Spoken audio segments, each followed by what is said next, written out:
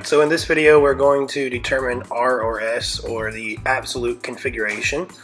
And so if you remember, compounds that have an asymmetric center, i.e. they have 4 different groups around them, so carbon with 4 different groups there, are what we call chiral compounds, and we use R and S to discern between the two, or between different enantiomers. So how do we figure out R and S? Well, we use what is called the Cahn-Ingold-Prelog rules for determining priorities of the groups that are around each of them. So we're going to rank according to atomic number. So those that have the highest atomic number have a higher priority.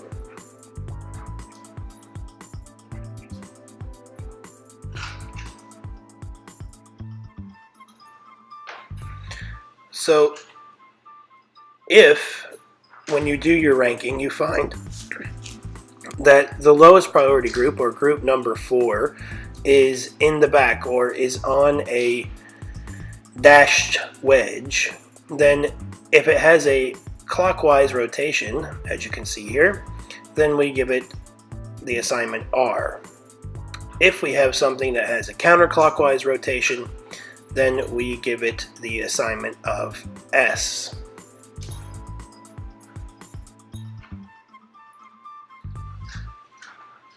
So let's look at an example.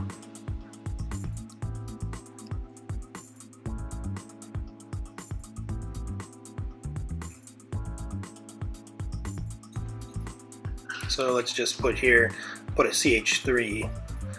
Let's just fill in here an OH, and then we can put in something else, so about a Br. Okay, so what I'm going to do now is I'm going to rank these according to atomic number. And so Br would get number 1, OH would get number 2, and then of course CH3, and then number 4 would be the hydrogen there. And so you can see that in this example, we are moving in a counterclockwise rotation.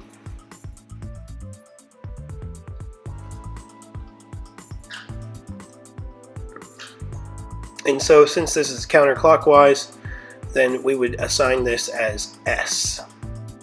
So this would be the S enantiomer of this compound. And likewise, if we do another example here where I'll again use hydrogen as group number 4, it's important to notice, though, remember, that hydrogen isn't always the lowest priority number. If there's other groups beside that, then they can, it just depends on your ranking. So don't let it disturb you if you see something different. So here we have now our groups, and we can go ahead and assign number 1 as the OH. And then we have 2 carbons. So the one with 2 carbons gets the assignment for number 2 because it has more carbons than the methyl. And so now you can see that we're going to rank this, and we finish the ranking, and we can go around in a clockwise fashion, so this way. And so then this would be the R enantiomer of this compound that we have here.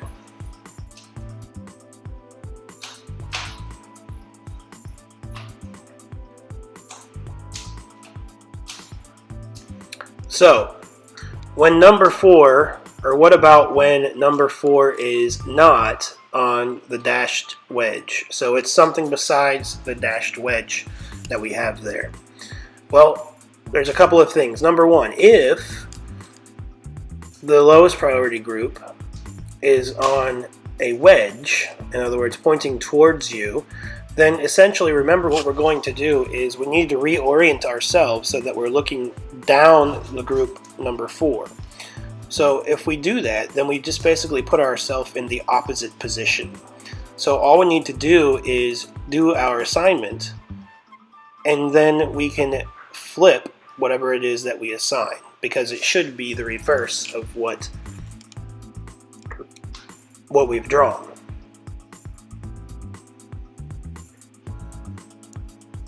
So again, we're going to move our perspective. We're going to move ourselves from where we're looking at it, where we're looking head on to the group number 4. We're going to change our position or reorient ourselves so that we're behind it. And if that's the case, if group number 4 is on a wedge pointing out at you, then you're in the exact opposite position of where you need to be. So you can just flip your assignment. So here's an example.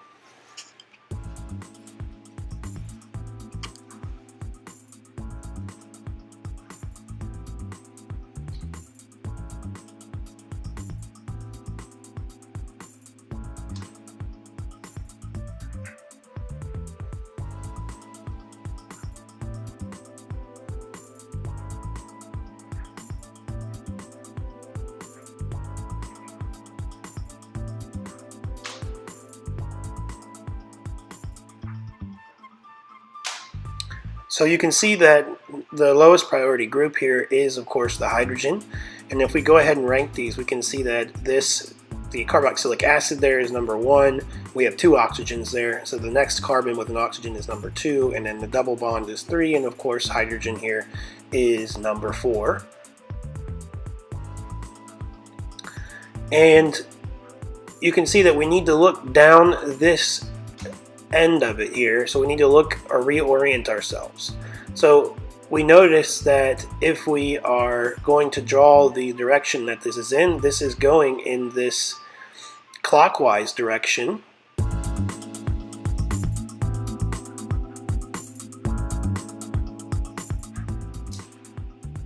Here, but group number 4 is sticking out. So where it would be R, the actual assignment of this is indeed S.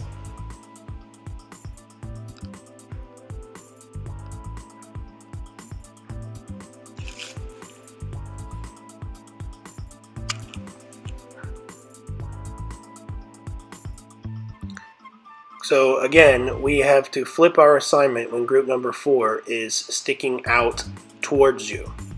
So what are we doing really in actuality? So here's what you did by flipping your assignment. If you were to essentially redraw this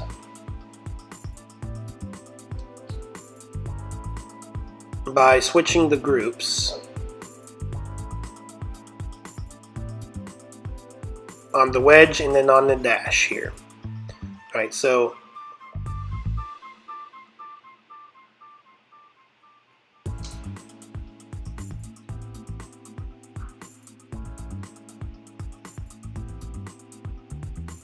put the alcohol in there, and now I'm going to switch. So I'm going to put the carboxylic acid now on the wedge and the hydrogen here on the dash. Then again, we have our same ranking here.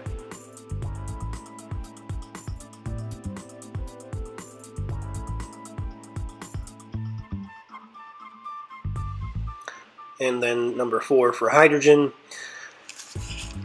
And if we now trace our rotation, you can see that this is going clockwise.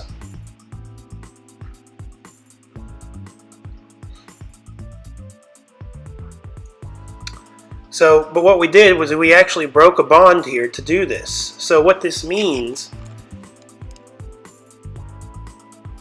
is that this compound is actually the enantiomer of the other compound that we flipped earlier.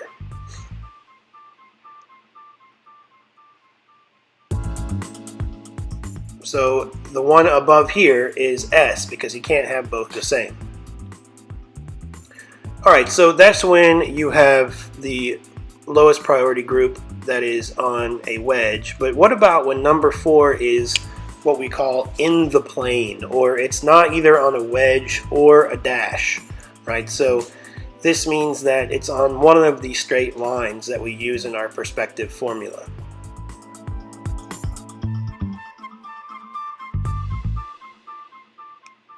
So what we have to do here in this case, you can do it one of 2 ways. One, if you are very good at spatial recognition, then you can just simply orient yourself and view how you should look at it.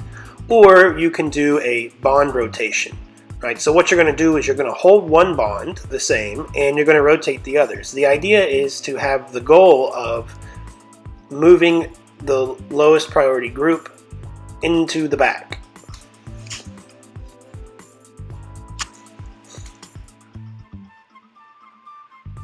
So you're going to move the lowest priority into the back. So here's an example of this doing bond rotation here, because basically, again, we're going to have to reorient ourselves in how we're looking at this compound.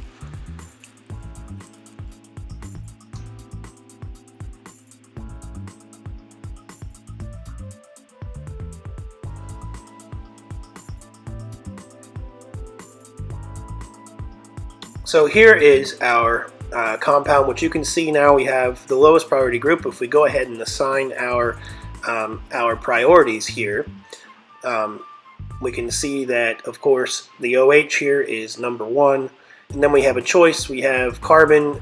This carbon is a triple bond to a nitrogen, so that would be number 2, and then the next one here would be number 3, and then finally we have hydrogen as our group number 4 again. Okay, so you can see that this is in the plane. In other words, it's on one of the straight lines, which means that it is in the plane of the page, right? So we need to reorient or adjust how we're going to look at this. Now, again, you can do this if you're have good spatial recognition here, and you can view it, right? But instead, a safer way to do it, especially when you're starting off, is to rotate these so that 4 is in the back. So you're going to hold one group. So we're going to hold the nitrile group, and we're going to move everything else. Right? So I'm going to put 4 over into the wedge, or the dashed wedge, excuse me. Then I'm going to move this CH2, NH2 over here to the part where it's pointing out. And then I need to move the OH over here to the spot that's in the plane. Now that I've done my bond rotation, I can go ahead and fill in my assignments again. Since I've already done it, just copy what we had. And here you go. You can see now that number 4 is in the back. So all we've got to do in this case is simply trace our movement, and we can see that we're going in this clockwise direction. So this one becomes R.